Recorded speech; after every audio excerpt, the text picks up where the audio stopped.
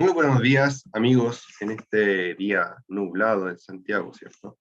Espero que se encuentren todos muy bien, nublado y frío, especialmente para los motociclistas que andan en la calle, ¿cierto? Así que, primera recomendación del día de hoy, trate de hacerse de ropa abrigada, ¿ya? ¿Por qué? Porque al principio nosotros no aguantamos el frío, ¿cierto? Y nos aguantamos el frío y al final después lo sentimos menos que la gente común y corriente. Pero al pasar de los años, al pasar de la edad, eso nos pasa a la cuenta. Ya yo les comento que mi primera moto la compré como en el mes de abril, más o menos, ¿cierto? Entonces anduve un poquito con un clima templado y después vino todo lo riguroso, ¿cierto?, del invierno, y que antes los inviernos eran más crudos. ¿Ya? Estamos hablando hace hartos años atrás, ya como 10 años atrás más o menos. Entonces, ¿qué les quiero decir con esto? Yo ese invierno anduve todo el invierno en moto, ¿ya? No tenía ropa de tan buena calidad, ¿cierto? No tenía ropa tan abrigada para andar en la moto. Y la verdad es que la parte de los muslos es una de las partes que más sufre con el frío, ¿ya? Porque uno para arriba por último se pone una chaqueta, ¿cierto? Pero los pantalones es más complejo tener ropa que sea más abrigada. Normalmente no nos preocupamos tanto de las piernas. Yo los muslos los volví a sentir como en febrero, ¿ya? Del frío que pasé en invierno, tanto frío, llegué a tener como adormecida la piel. ¿Ya? Así que ojo con ello. No sé si a alguno más le habrá pasado, pero esa es mi experiencia con el tema del frío y de la moto. ¿Ya? ¿Se puede ocupar la moto en invierno? Sí, pero tratemos de buscar equipamiento, ¿cierto?, que nos permita cuidar también nuestro cuerpo. Ya normalmente un buen equipamiento de moto, recuerden que no es de esta clase, pero tips, ¿ya? Recuerden que un buen equipamiento de moto los va a proteger contra las caídas, ¿cierto? Y los va a proteger, perdón, perdón, los va a proteger también contra el frío. Ya recuerden que a veces se puede comprar ropa de segunda mano, ¿cierto? Y que está en excelente estado si es que no tenemos, ¿cierto? Tanta plata para comprar una ropa nueva, ¿cierto? Ya, entonces hoy día de lo que vamos a hablar es precisamente, ¿cierto?, de la parte técnica de la motocicleta, por decirlo así, de su funcionamiento, de los tipos de motores, de los chasis, ¿ya? ¿Qué es el chasis? ¿Qué es la suspensión? ¿Qué son las ruedas? ¿Qué es el motor? ¿Ya? Básicamente, una motocicleta, ¿cierto?, es una bicicleta con motor, ¿cierto? Ese es como su descripción, ¿ya? Entonces, al igual que que la bicicleta, ¿cierto? La bicicleta tiene un cuadro de metálico que soporta las ruedas, soporta los pedales y nos soporta a nosotros arriba. La motocicleta también tiene un cuadro, ¿ya? Ese cuadro en la motocicleta se llama chasis, ¿ya? Se llama chasis. Entonces, ¿qué es el chasis? Es una suerte de esqueleto para el vehículo, ¿ya? No solo la motocicleta, sino que también los vehículos livianos, pesados, los autos, los camiones también tienen chasis, ¿ya? Y el chasis en el fondo es lo que soporta el motor y lo que se monta sobre las ruedas, por decirlo así, ¿ya? Las ruedas soportan el chasis soporta el motor. Entonces, acá tenemos un ejemplo, ¿cierto?, de lo que es un chasis, ¿ya? Eso que está ahí es un chasis, ¿ya? Este chasis nos permite, ¿cierto? Nos permite, eh, nos permite, como dije anteriormente, sostener el motor, integrar las suspensiones, poner las ruedas, los asientos, ¿ya?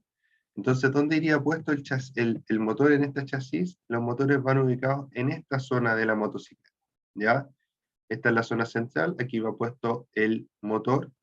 En esta zona trasera va puesta la rueda, en esta zona delantera, ¿cierto?, va puesta la horquilla, y la horquilla lleva la rueda delantera. Al llevar la rueda delantera, ¿cierto?, la horquilla trasera, la rueda delantera, tenemos aquí un asiento, ¿ya? En esta parte va a ir el asiento, y en esta parte, ¿qué irá? Si pensaron que iba el estanque, están en lo correcto, ¿cierto? En esta zona va ubicado nuestro estanque, ¿ya? Una cosa importante que quiero que ustedes sepan de los chasis de las motocicletas y de los chasis de los vehículos en general, es que el chasis es la base del vehículo, ¿ya? Si el chasis sufre daños, ¿cierto? ¿Se puede reemplazar? Sí, se puede reemplazar. Pero a veces ya prácticamente no es conveniente, ¿ya? ¿Por qué? Porque tengo que desmontar toda la motocicleta, comprar un chasis nuevo que no es barato, ¿cierto? Y volver a montar. Luego de eso, tenemos que recordar que los números identificatorios del vehículo están puestos en el chasis, el famoso número de VIN, ¿ya? Número de identificación vehicular. Eso significa VIN, ¿ya? Y son varios dígitos que están puestos en esta zona en las motocicletas, ¿ya? En la zona donde va montada, perdón, la horquilla, ¿cierto? De la rueda delantera, vamos a encontrar una inscripción en alguno de los lados, ya a veces en los dos lados. Pero en alguno de los dos lados al menos vamos a encontrar una serie de números y letras, ¿ya? Es un código alfanumérico que nos va a permitir saber exactamente a qué corresponde esa unidad de motocicleta. Recuerden que las motocicletas son producidas en distintas partes del mundo, esa información me la entrega el chasis. ¿Dónde va a ser producida? También en qué año fue producida. También qué exactamente, en qué lugar de la producción se sitúa la producción de nuestra motocicleta. ¿Ya? Es por eso que a veces hay problemas, por ejemplo, con un vehículo y ese vehículo desde la fábrica se llama revisión. ¿Ya? Entonces dicen los vehículos entre el 2008 y 2009, ciertos chasis, ¿ya? Y tú pones tu chasis ahí en una página de internet, lo digitas, ¿cierto? Y te dice, ah, sí, tu vehículo es uno de los vehículos que presentó problemas, ¿cierto? Y que necesita una revisión, ¿ya? Por ejemplo. Ojo con los números de chasis, una cosa importante, legal, ¿cierto? Muchas veces compramos repuestos de dudosa procedencia, ¿cierto? Que pueden o no, ¿cierto? No estoy diciendo que todos sean así, pero puedo caer en comprar repuestos robados, ¿ya? Aunque yo no lo sepa, aunque yo piense que el repuesto fue bien habido, ¿cierto?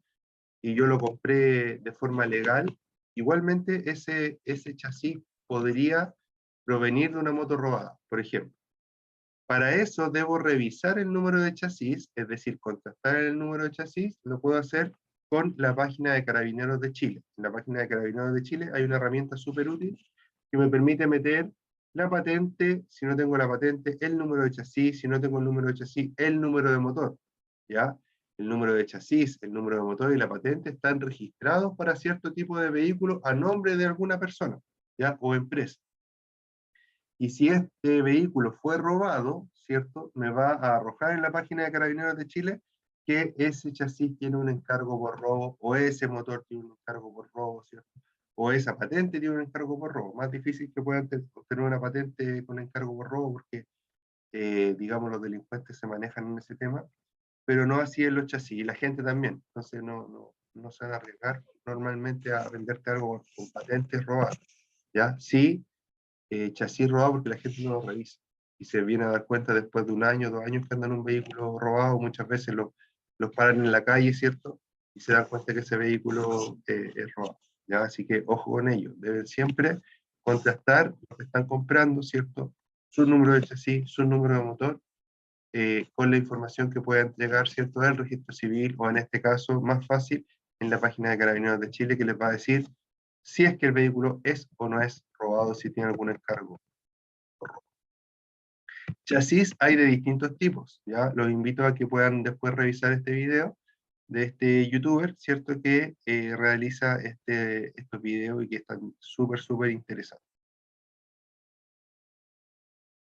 Ahora vamos a pasar a hablar de el motor, ¿cierto? Dice, como en los automóviles, también es el corazón de la motocicleta, pero existen dos tipos de motores más comunes, que son los de 2 tiempos y los de 4 tiempos, ¿ya? Esta explicación es una explicación un poco bien técnica, ¿ya? Por decirlo así. Yo voy a dar de simplificarlo, ¿cierto?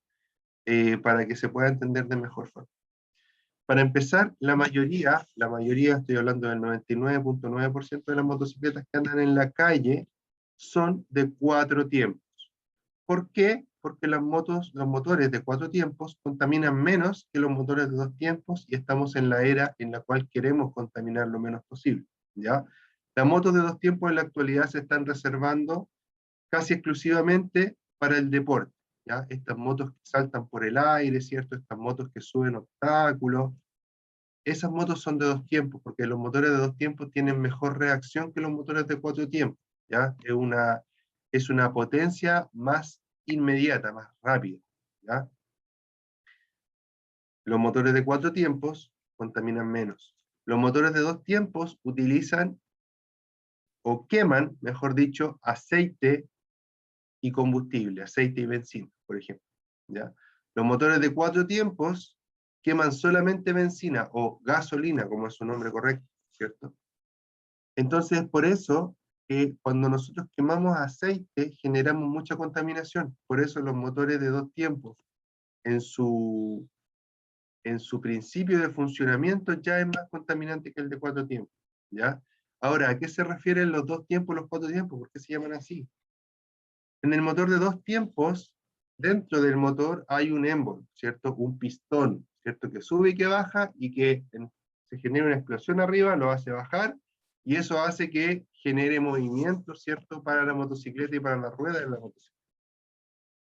Al generar este movimiento, ¿cierto? Este pistón que trabaja en base a un motor de 2 tiempos, cada vez que el pistón sube, se genera una explosión.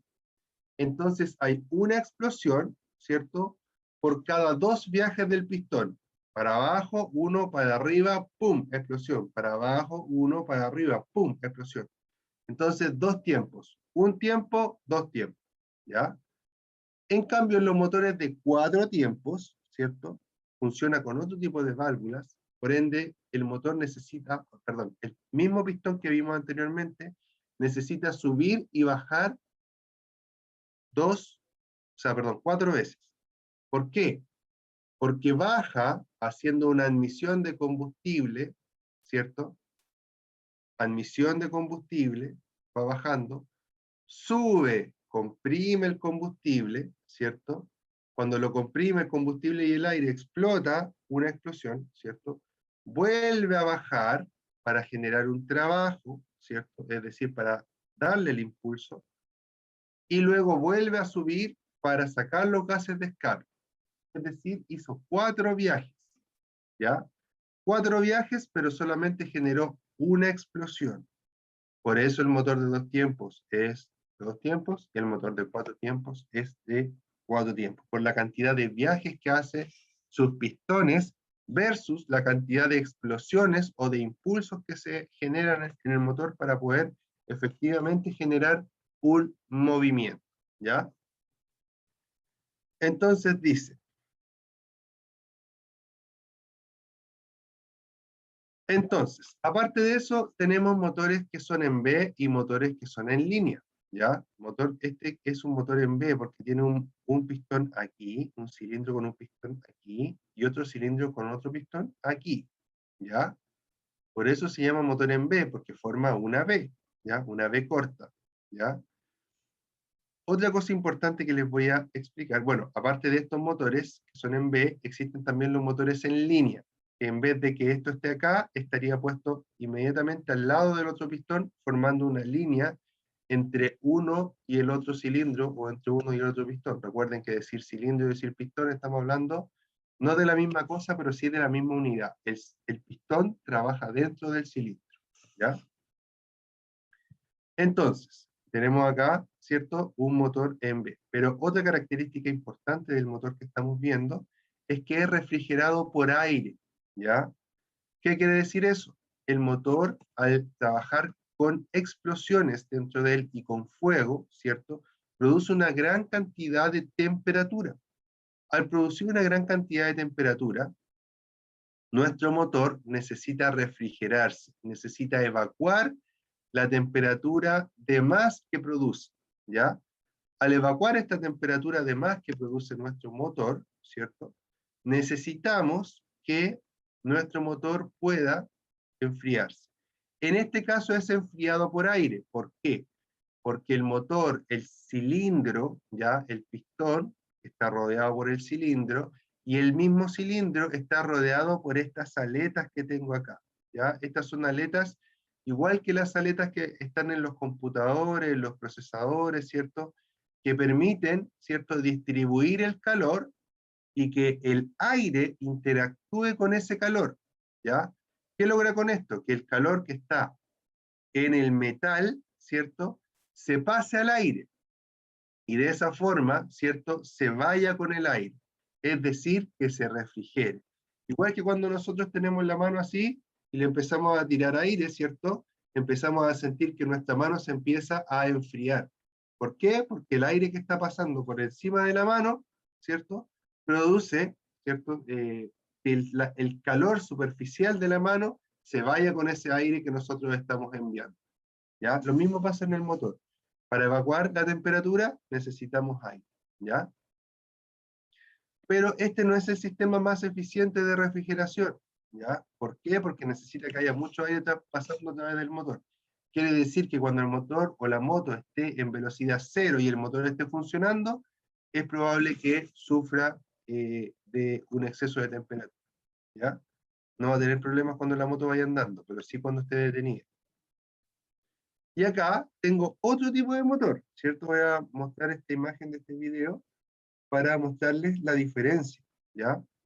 Miren, en esta zona está puesto, ¿cierto?, el cilindro. Si ustedes se fijan, este motor es plano, miren, no tiene las rayitas que tenía el otro motor, ¿ya? Que son unas aletas, ¿ya? Entonces no tiene acá y acá tampoco, miren. ¿Por qué este motor es de esta forma? Porque los motores de esta forma normalmente son refrigerados por agua, es decir, ya no necesitan las aletas. ¿Por qué? Porque por dentro del motor se hace circular un flujo de agua y ese flujo de agua toma la temperatura, ya no es el aire el que toma la temperatura, sino que es el agua que toma la temperatura y se la lleva a un radiador. Al llevársela a un radiador, ¿cierto? El radiador pasa la temperatura del agua al metal del radiador y el metal del radiador traspasa esa temperatura hacia el aire que está pasando, ¿cierto?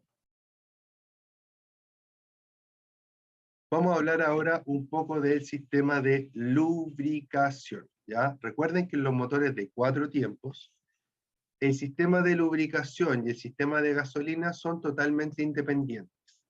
En los motores de 2 tiempos, el sistema de lubricación y el sistema de gasolina son dependientes uno del otro, es decir, se realiza una mezcla, ¿cierto?, en el motor de 2 tiempos, y el motor, a la vez que se le está inyectando combustible o se le está entregando combustible, se está lubricando, ¿cierto?, porque el mismo combustible lleva el aceite para la lubricación.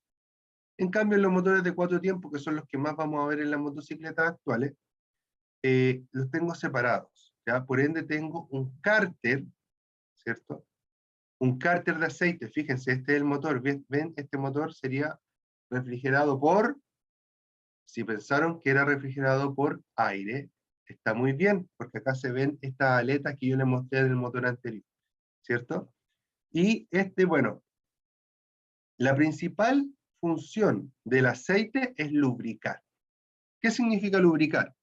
Dentro del motor hay muchos metales que se están frotando unos con los otros, ¿ya? Están continuamente frotándose.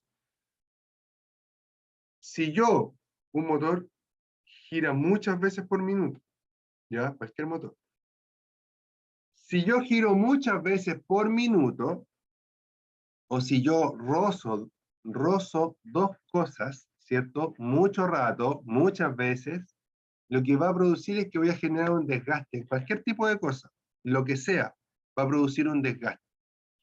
Ese desgaste lo atenuamos, lo disminuimos, pero exponencialmente, ¿cierto? Lo disminuimos, pero muchísimas miles de veces gracias al aceite, ¿ya? Un motor sin aceite no te dura más de, no sé, 10 kilómetros quizás, no sé cuánto dura, pero así, muy poco, horas o incluso podría llegar a durar minutos un motor sin aceite, ¿ya? Pero un motor con aceite permite, ¿cierto?, que ese motor dure 200.000 kilómetros, miles de horas de trabajo, ¿ya? Entonces, ojo con ello, ¿ya? La lubricación es muy importante y es una de las cosas más baratas que nosotros le podemos dar a nuestro motor para cuidarlo, ¿ya? Entonces, si nos estamos fijando en el aceite, en comprar el aceite más barato, escucha, no le pidamos que nuestra moto no quede en pana o sea muy fiel, pues si nosotros no le dedicamos nada de recursos a mantenerlo, ¿ya? Entonces, el motor en su parte inferior tiene un cárter, ¿ya? ¿Qué es un cárter? Es un receptáculo de aceite, ¿ya? Esta parte roja que se ve acá es la gran cantidad de aceite que tiene en la parte inferior. El aceite está continuamente siendo succionado por una bomba y siendo enviado por distintas galerías o por distintos conductos, ¿cierto?, a través del motor. Miren, fíjense, estas rayitas que se ven rojas acá son conductos que tiene el motor, ¿ya? Y va recorriendo hasta arriba, ¿cierto? Ustedes se fijan, llega, mira, hasta acá, boom, hasta acá arriba. Y acá está lubricando, ¿cierto? Distintas zonas, lubricando arriba, va después lubrica la falda de los pistones, ¿cierto? Lubrica los balancines, lubrica el cigüeñal, muy importante, ¿cierto? Lubrica todos los puntos de contacto del motor, le inyecta aceite continuamente, el aceite pasa, baja y va cayendo nuevamente al cárter, ¿ya? Muy importante la lubricación, muy importante que ustedes cambien el filtro de aceite con cada cambio, ¿ya? O según lo que recomiende el fabricante. Yo trato siempre de cambiar el filtro de aceite con cada cambio de aceite, ¿ya? Así que, ojo con ello, echémosle buen aceite, cambiémosle los filtros cada vez que el fabricante lo requiera. ¿Por qué? Porque a pesar de que se disminuye el desgaste, siempre hay un porcentaje de desgaste, siempre, ¿ya? Si yo disminuyo el desgaste, ojo con lo que estoy diciendo, si yo disminuyo el desgaste del motor, ¿cierto? No quiere decir que no se desgasta muy poquito por cada ciclo de trabajo, pero se desgasta y eso genera un polvo metálico en el aceite. Ese polvo metálico es atrapado por el filtro, ¿ya? Si yo no hago las mantenciones en los tiempos que tengo que hacerlo, ese polvo metálico se vuelve abrasivo dentro del motor y empieza a raspar y a romper todo lo que encuentra a su paso. Ya también el aceite se degrada, ya el aceite en vez de ser lubricante y de ser un protector, se puede, si yo no lo cambio en mucho tiempo, se puede formar ácido, ¿ya? Y el ácido corroe, el ácido gasta, el ácido debilita, ¿ya? Entonces tengo que tener muy presente, ¿cierto? Este tipo de cambio, este tipo de mantención, de mantenimiento. Es el más barato que le podemos hacer, ¿cierto? Y es el que más alarga la vida útil de nuestro motor. Es muy importante el aceite. En la parte del sistema eléctrico, vamos a hablar, ¿cierto?, de los fusibles, ¿ya? No es necesario, obviamente, y la mayoría de ustedes lo más probable es que no conozcan tanto del sistema eléctrico, pero vamos a hablar de la parte más básica que tiene que ver con las cosas que puede hacer un usuario común y corriente, ¿ya? ¿Qué son los fusibles? Los circuitos, ¿cierto?, eh, tienen el riesgo de en algún momento hacer un cortocircuito, ¿ya? Que significa que un cable positivo se junta con un cable negativo sin que exista una carga de por medio, es decir, sin que exista un motor, sin que exista una lámpara, porque eso es lo natural, ¿cierto? A una ampolleta yo le pongo positivo y negativo, y esa unión de esos dos cables dentro de la ampolleta hace que se genere la luz, ¿ya? Pero como la energía se está transformando en otra cosa, no genera ningún problema. Lo mismo que en el motor. Cuando yo tengo un motor, ¿cierto? y le pongo positivo y negativo, esa energía se está transformando en magnetismo, ¿ya? Y ese magnetismo es movimiento. Por ende, tampoco sucede nada porque esa energía se está consumiendo y se está transformando en otra cosa. Pero y cuando yo junto los cables solitos, sin nada, esa energía no se convierte en nada, por ende genera temperatura, ¿ya? Genera un aumento de temperatura en el circuito. Ese aumento de temperatura, obviamente, como el aumento de temperatura le afecta a cualquier cosa, a cualquier material, puede llegar a destruir completamente nuestro circuito eléctrico. Para ello, los ingenieros, ¿cierto? No sé en qué año, muchos años atrás, crearon un dispositivo, ya en realidad no sé quién lo creó, quizás ni siquiera eran ingenieros, pero si lo creó, sí era ingeniero, ¿ya? Independiente de un título. Ese dispositivo se llama fusible y es muy simple, ¿ya? Lo que hace el fusible es crearse de un material más que se funde más fácil, ya que se derrite más fácil que el resto del circuito.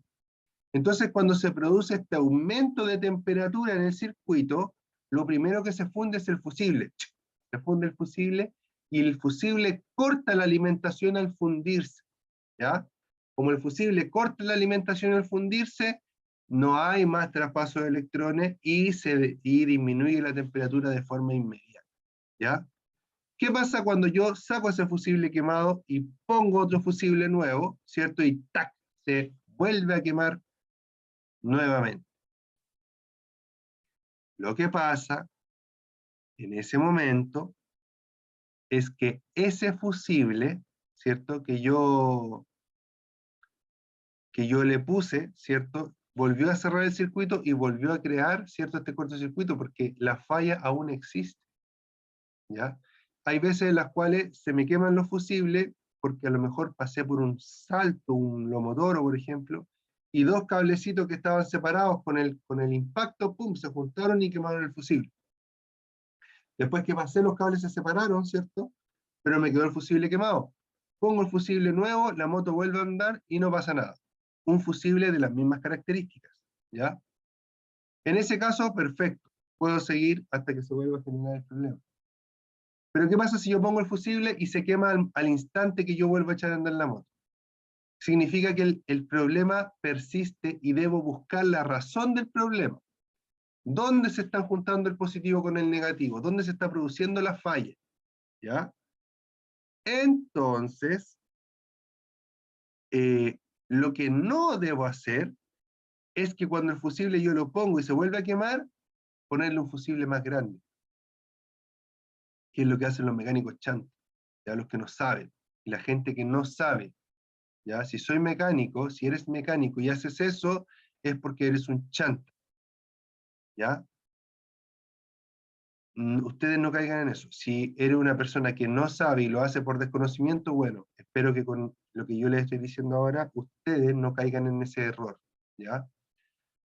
Si yo pongo un fusible más grande, lo que voy a lograr es que se va a quemar otra parte del circuito que sea más débil que ese mismo fusible que yo puse. Y voy a generar daños más graves. Un fusible vale 100 pesos. Reparar el circuito puede costar, no sé, harta más plata, dependiendo de la falla que generen, pero sí o sí va a ser más caro, ¿ya? Entonces, ojo con ello. Si meto el fusible y se quema el tiro, hay que buscar la razón de por qué se está quemando. No es normal.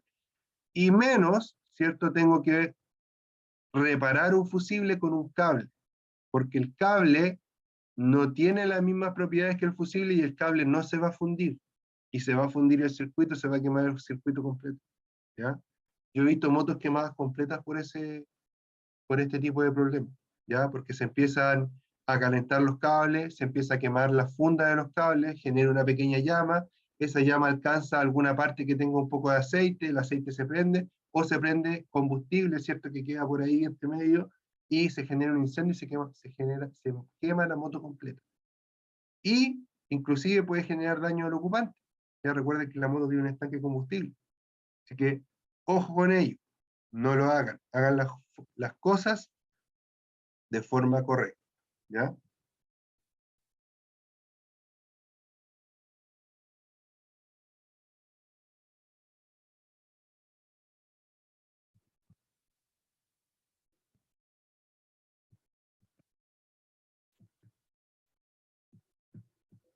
Ya, aquí vamos a hablar un poco de la transmisión, que es muy importante. Fíjense en estas fotos que yo tengo acá.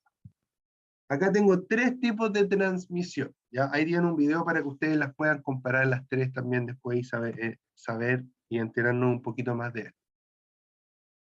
Esto que tengo acá es una transmisión por cadena, esto es una transmisión por correa y esto es una transmisión por cardán, ¿ya?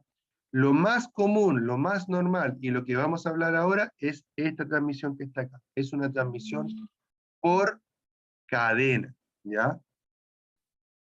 Esta transmisión por cadena,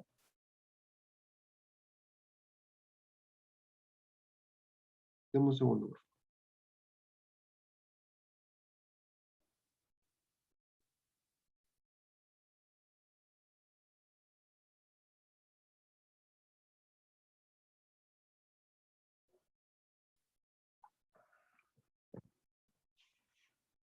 Esta transmisión por cadena, discúlpenme, tengo a mi señora enfermita, así que tengo que estar atento al celular, así que discúlpenme ustedes.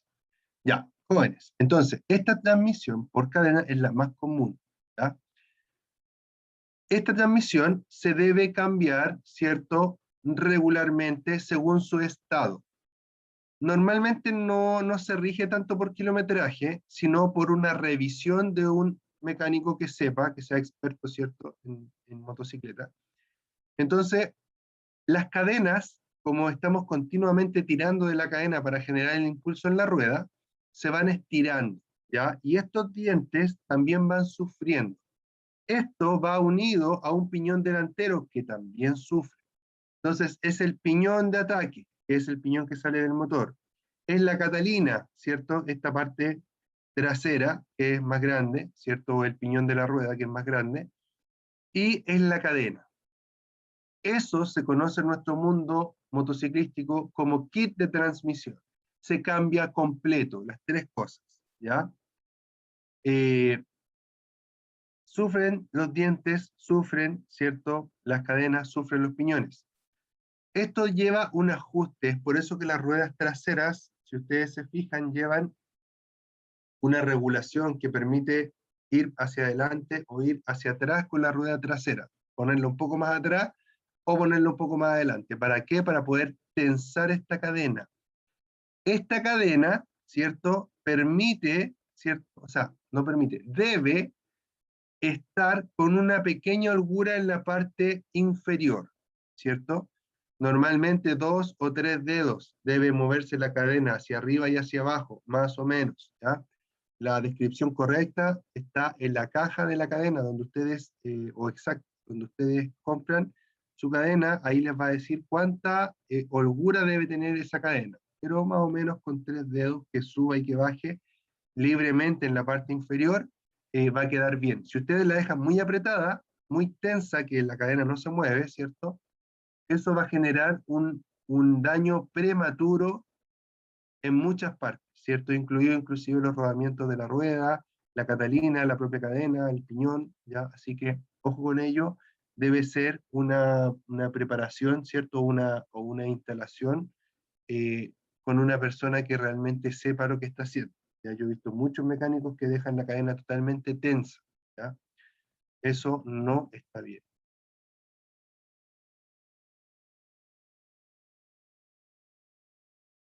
Obviamente necesitamos, ¿cierto? También una lubricación y una limpieza adecuada, ¿ya? La cadena se limpia cada vez que se vea que tiene mucha suciedad, ¿ya? O cada vez que podamos en realidad, y siempre se va a limpiar con la moto parada, nunca con la rueda en movimiento.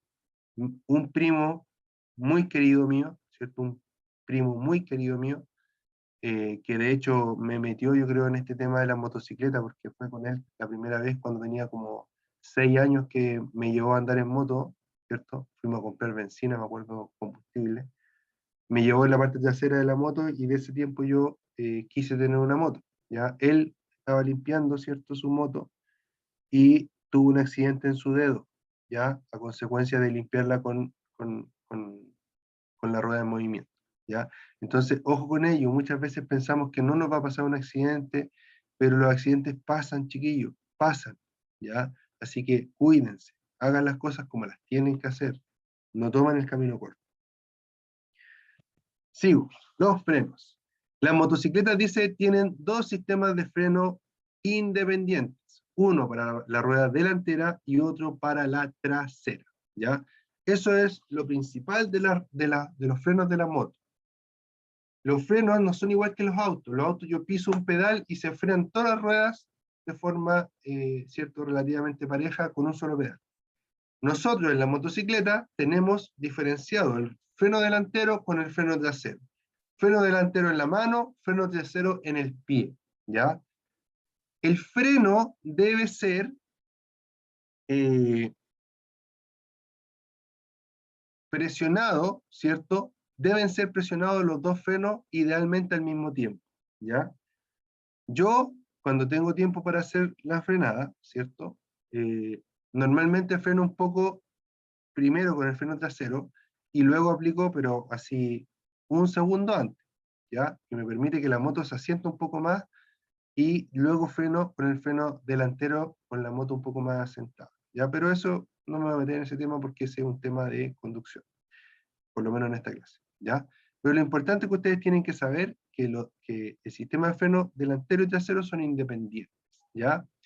Los dos frenos se ocupan, ¿ya? Siempre hay personas por ahí, ¿cierto?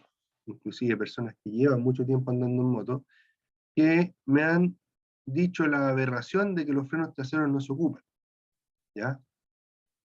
Eso está mal.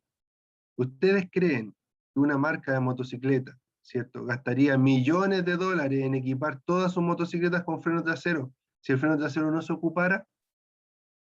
Es ridículo, ¿ya? Así que, y hay muchos motociclistas que tienen esa creencia, pero ustedes no, ¿ya? Ustedes no, porque ustedes saben, ¿cierto?, que si le pusieron frenos, si a todas las motos les ponen frenos traseros, es por algo, ¿ya? ¿Cuál es la diferencia? El freno delantero frena mucho más que el freno trasero. En otras clases vamos a hablar de los porcentajes de frenado, ¿ya? Pero frena mucho más que el trasero, ¿no? Como 70% delante y 30% atrás, una cosa así, ¿ya? Es por eso que los frenos delanteros siempre son mucho más grandes que los frenos traseros, ¿ya? Los frenos en las motocicletas actuales, ¿cierto? En la gran mayoría, son accionados por líquido, ¿ya? Entonces, ¿qué debemos saber de los frenos? Debemos saber que los frenos tienen pastillas o balatas, es decir, que el elemento que frena, que se desgasta con cada frenada, tenga, ¿cierto?, un buen porcentaje y esté súper súper bien, ¿cierto? Y además de eso, que el depósito de freno tenga líquido de freno, que no existan fugas, por ejemplo. Si yo veo fugas en el líquido, fugas en el sistema de freno, eso es grave. Grave, grave, grave, grave, ¿ya? ¿Por qué? Porque me podría quedar sin frenos. Y una motocicleta sin frenos no se puede detener de buena forma. No es una bicicleta, ¿ya? Imagínense que una bicicleta les cuesta frenarla si no tiene frenos, ¿ya? Se puede, uno puede poner el pie en el piso, qué sé yo, pero en una motocicleta no, porque la velocidad es mucho mayor y el peso es muchísimo mayor al de una bicicleta. Ya imagínense que les pesa la bicicleta que pesa 15 kilos, ¿ya? Imagínense una motocicleta que pesa 100, 110, 120, 200. ¿Se entiende? ¿Ya? Entonces los frenos son muy importantes. Asegurarme de que tiene pastillas o balatas, asegurarme de que no hay fugas, asegurarme de que el nivel del líquido está dentro de los valores normales, ¿ya?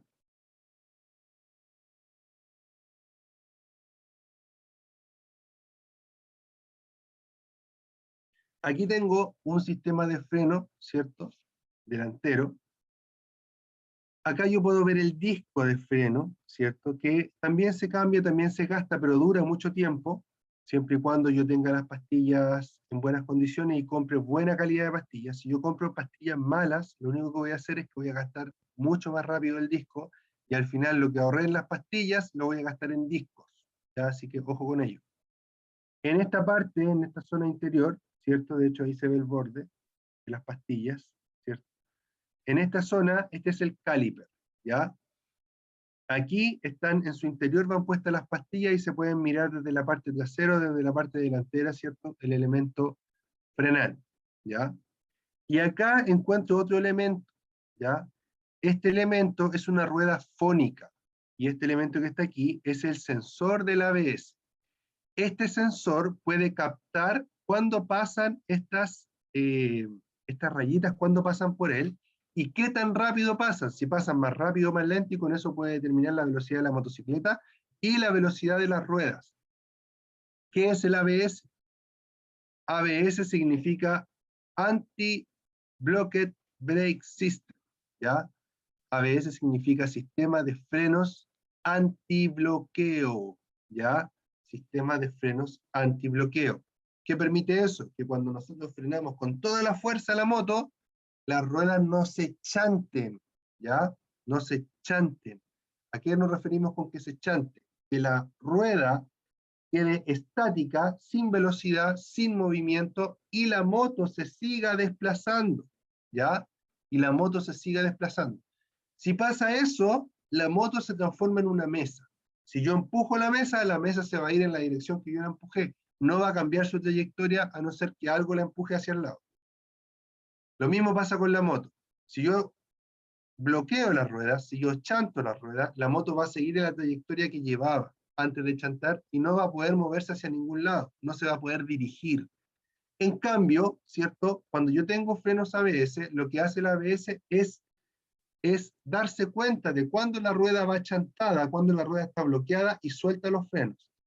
Al soltar los frenos, la rueda puede seguir girando, ¿cierto?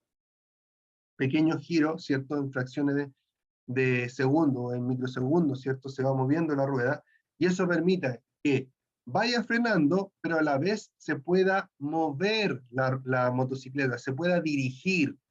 Eso me permite que si no puedo frenar antes del obstáculo, seguir frenando y moverme hacia un lado o moverme hacia una parte, ¿cierto? Que aunque suene eh, feo, quizá o fuerte, o dirigirme a chocar lo menos malo, ¿ya?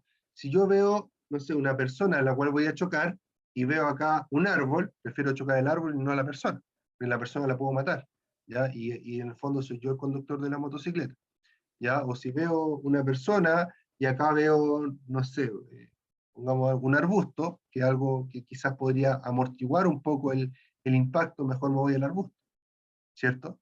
Pero gracias al ABS yo voy a poder dirigir la motocicleta a pesar de estar en una frenada de pánico. ¿Qué es una frenada de pánico? Una frenada en la cual yo freno con toda mi fuerza y me quedo ahí, no soy capaz de hacer nada más. El freno ABS lo va a hacer por mí, va a liberar la rueda y va a permitir que yo pueda mover el manubrio, ¿cierto? Y la moto siga respondiendo, aunque esté realizando una frenada muy brusca. Eso. Alumnos, entre una moto con ABS y una moto sin ABS, si usted puede, siempre elija la que tiene ABS. El ABS salva vidas. En muy pocas ocasiones el ABS quizás pueda alargar el tiempo de la frenada, es verdad. Pero ya, si usted frena con tiempo, no debería tener problemas con eso, ¿ya? El ABS salva muchas vidas. Si usted puede usarlo, si usted puede tener una moto con ABS, úselo.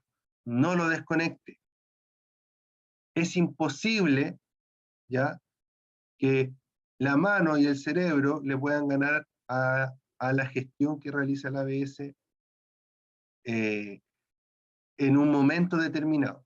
No lo digo que siempre, pero en un momento determinado, ¿ya? No desconecten su ABS, úsenlo. Para eso hubieron personas que se rompieron el cráneo tratando de crear esta tecnología y gracias a Dios ahora está masificada. Ya ahora está masificada. Hay muchas motos que yo puedo conseguir a un precio razonable con ABS. ¿Ya? Así que eso, les mando un abrazo, espero que hayan aprendido el día de hoy en nuestra clase de practicatest.cl y cuídense mucho. Nos vemos, mi nombre es Ricardo Cornejo y que estén muy bien. Chao, chao.